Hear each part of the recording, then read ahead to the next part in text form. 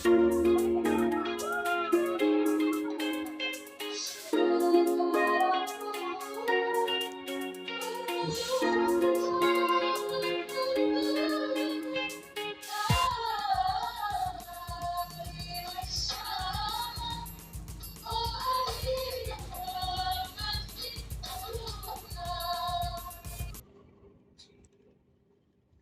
hari aku melihat begitu banyak persoalan yang terjadi di dunia ini.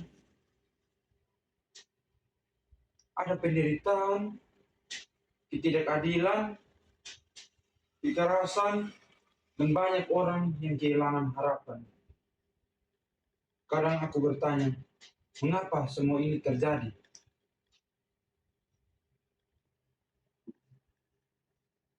Di mana Tuhan ketika semua persoalan ini terjadi?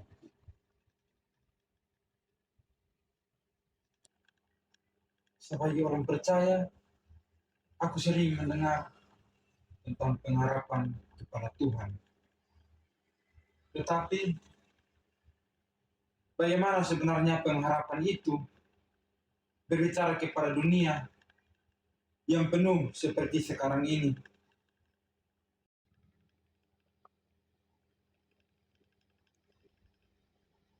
Tetapi, bagaimana sebenarnya pengharapan itu berbicara kepada dunia yang penuh masalah seperti sekarang ini? Oh ya, aku kan ada janjian sama teman-teman di kampus. Katanya mau ke perpus. Mandi dulu ah.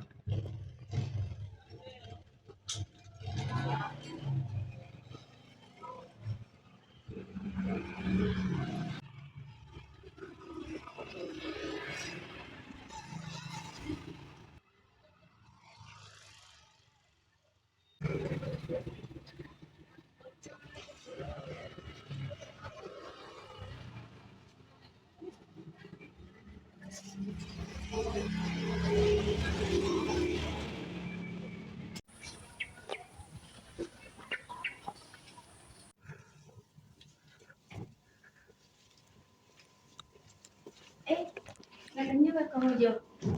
Ini kita udah mulai cari referensi untuk tugas teori sistematika loh.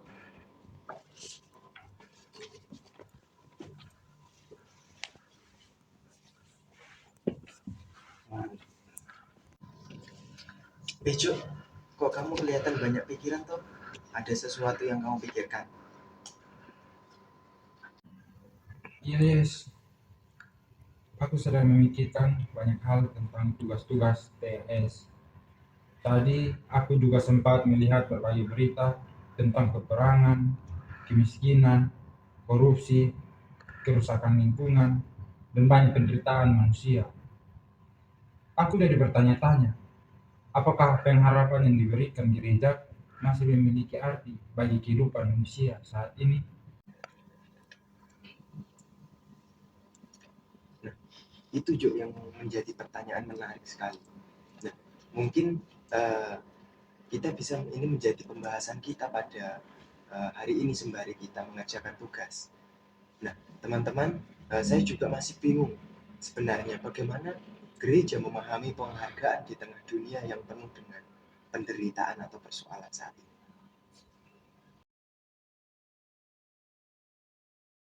Menurut saya, eskatologis lebih banyak berbicara tentang akhir zaman, tentang kedatangan Kristus kembali, bangkitan orang mati, dan kehidupan setelah kematian.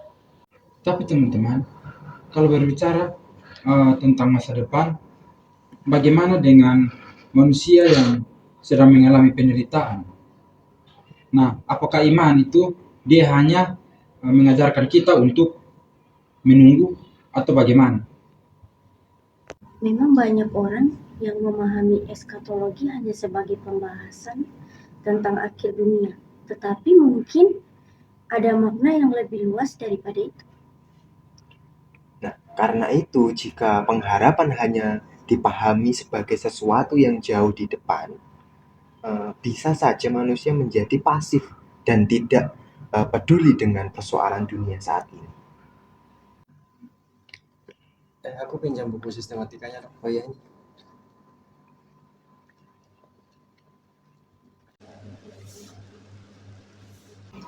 Teman-teman, beberapa waktu lalu saya sedang membaca buku dan kebetulan menemukan satu pemikiran dari seorang teolog yang bernama Jurgen Moltmann. Nah, Moltmann ini mempunyai pemikiran bahwa pengharapan Kristen itu bukanlah alasan bagi umatnya, orang-orang Kristen, untuk melarikan diri dan hanya menunggu akhir zaman saja.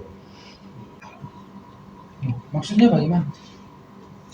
Jadi maksudnya itu begini teman-teman, Moltmann itu melihat bahwa karena manusia memiliki pengharapan kepada Allah untuk memperbaharui dunia ini, jadi orang-orang percaya dipanggil bukan untuk menunggu saja, tapi untuk mengambil bagian dan juga menghidupi nilai-nilai kerajaan Allah dalam dunia ini, seperti membawa kasih, keadilan, dan damai. Jadi, pengharapan bukan hanya tentang apa yang akan terjadi nanti. Benar. Pengharapan eskatologis itu memberikan kekuatan bagi gereja saat ini. Jadi gereja itu dipanggil menjadi tanda kerajaan Allah untuk melakukan pelayanan, untuk memberikan kepedulian kepada umatnya, dan juga sebagai tindakan kasih kepada sesama. Oh, berarti pengharapan kepada Tuhan bukan membuat kita menjauh dari dunia, tetapi membuat kita semakin peduli terhadap dunia yang Tuhan kasih ini. Ya, betul. Jadi kita itu menantikan pembaruan dari Allah, tetapi sekaligus kita dipanggil untuk menghidupi, untuk menghadirkan nilai kerajaan Allah dalam kehidupan kita saat ini. Oh iya teman-teman, terima kasih untuk diskusi kita hari ini yang sangat berarti. Terima kasih. Nah teman-teman, kayaknya diskusi kita ini hanya tidak sebatas tentang teori saja, tetapi yuk kita sama-sama melakukan tindakan nyata. Nah, benar itu. Yuk.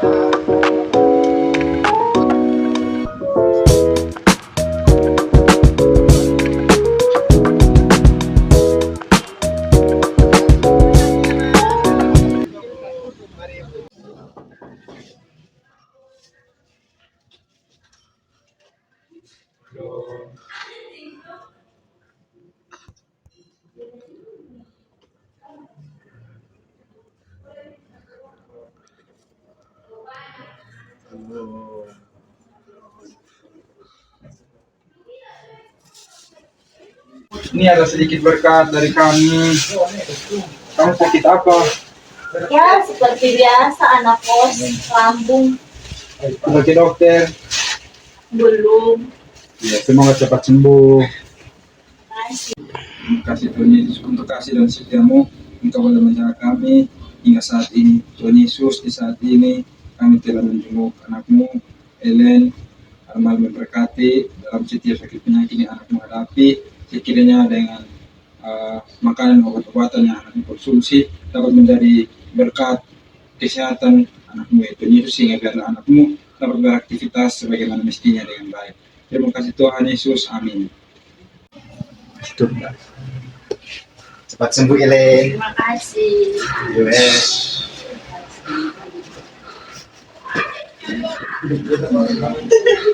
Teman-teman, ternyata menghadirkan pengharapan tidak selalu dimulai dengan hal-hal besar.